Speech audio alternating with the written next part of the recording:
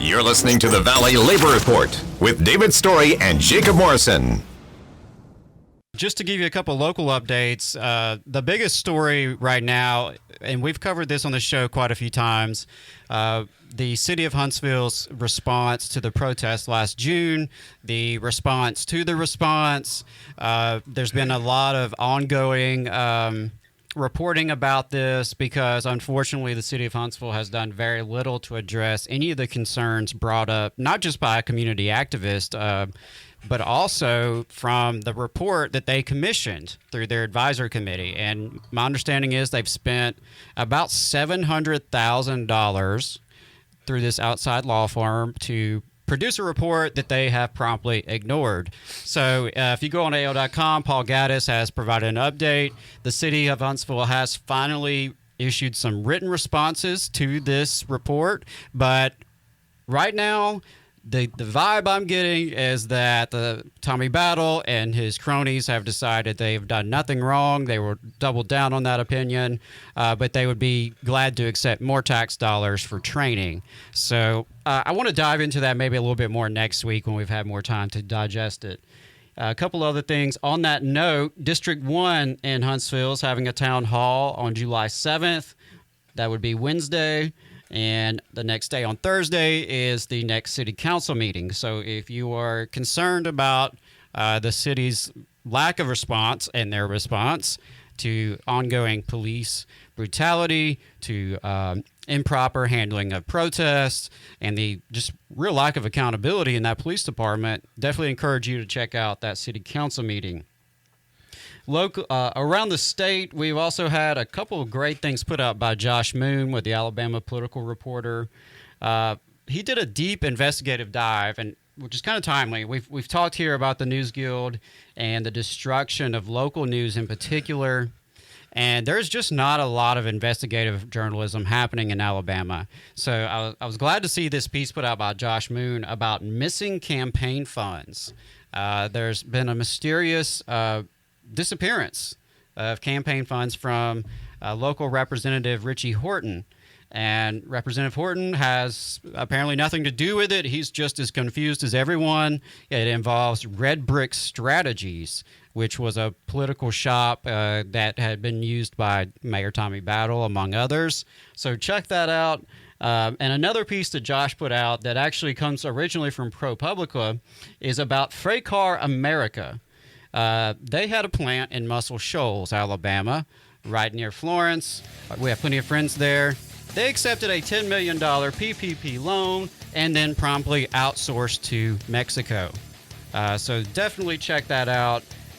That is a great example of corporate greed right here in the Tennessee Valley. Folks, we'll be right back. If Adam may have a couple other local updates, we'll hit those right after we come back, and then we're going to talk to Cooper Caraway. Stay tuned.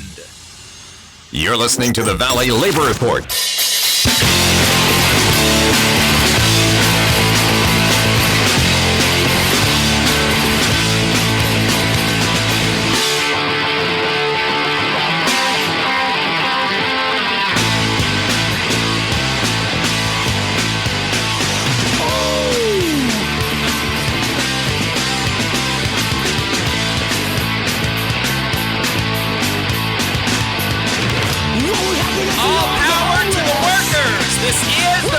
Report. My name is Jacob Morrison here with my co-host Adam Keller.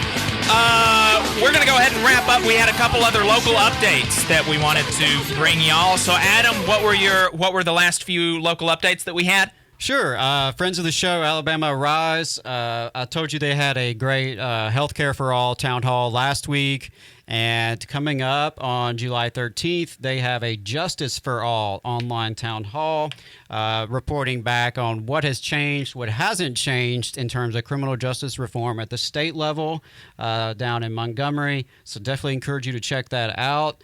And on that note, there was a great piece that was put out just a couple weeks ago. I'm a little bit late in reporting this, but Facing South put out an article, How Alabama Organizers Blocked Governor Ivey's Prison Lease Plan.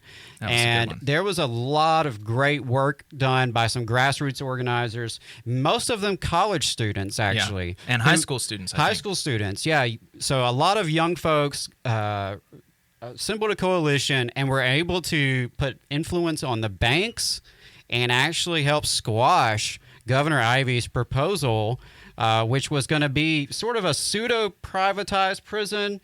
My understanding was that the state would still run the prison, but the property would be leased out.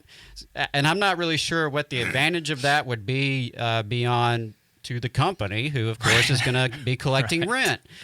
So great work by those activists. Like I said, how Alabama Organizers Blocked Governor Ivey's Prison Lease Plan.